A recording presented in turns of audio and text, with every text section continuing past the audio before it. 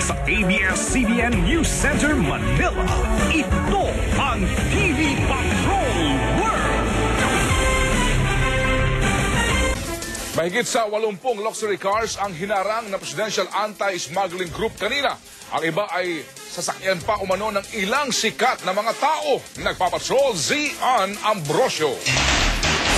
Pinasok ng mga miyembro ng Presidential Anti-Smuggling Group ang auto sport repair shop sa Pasong Tamo Extension sa Makati.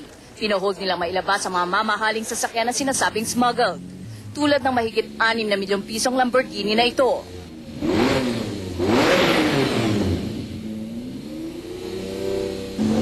Ang plakang ginagamit, Pajero. Pero walang papers to.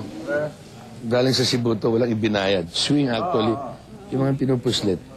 Natagpuan din sa loob ng auto repair shop ang hot cars gaya ng Porsche Cayenne, Boxster, Carrera, ang BMW M5 at Austin Mini Cooper. Mga 8 ang numero ng ilang plaka. Ibig sabihin, congressman dapat ang may-ari nito. May Jaguar doon, naka-number plate, 8. Pero ang papeles, kitchen utensils. Dumepensa naman ang operations manager ng auto shop at sinabing iniwan lang daw ng kanyang mga kliyente ang mga luxury cars. It's their problem. Actually, they have to bring all the necessary papers. Maya-maya pa, dumating si San Juan Mayor J.D. Ejercito. Nagreklamo sa warrant of seizure and detention. Ako naman, nagpapagawa lang ako ng busina, tapos balita ko hindi na pwede ilabas. Parang hindi naman yata tama yan. Ayon sa PASG, kung mapatunayang smuggled ang mga sasakyan, hindi ito dudurugin kundi ipapa-auction. Binibigyan ng 3 araw ang mga may-ari ng luxury cars na ito na magpakita ng kanilang mga dokumento at kung hindi ay kukumpiskay na to ng Presidential Anti-Smuggling Group.